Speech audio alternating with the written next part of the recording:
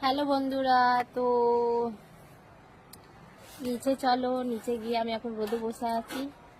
আর নিচে গিয়ে মাছ কাটবো, কি মাছ এনেছি তোমাদের সাথে একটু শেয়ার করব। তো চলো সবাই নিচে গিয়ে দেখি কি মাছ এনেছি, তোমাদেরও দেখাবো, ঠিক আছে? তো চলো, এই দেখো বসে আছি কোথায়। আর এই দেখো, তো চলো নিচে চলো, কি মাছ এনেছি দেখাই, চলো বন্ধুদেরকে। চলো এসে কাটিয়ে চলো। চলো বন্ধুরা, মাছ দেখাই, চলো এসো। ফুলটা পড়েছিল বন্ধুরা, এটা কি শাক সবাই বলবে, আগে চচ্চড়ি হবে, চচ্চড়ি।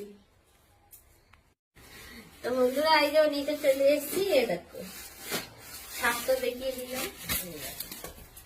এই যে মাছ নিচ্ছি, এটা আজকে রান্না করবো না, আগে ফুটে রেখে দেবো ফ্রিজে।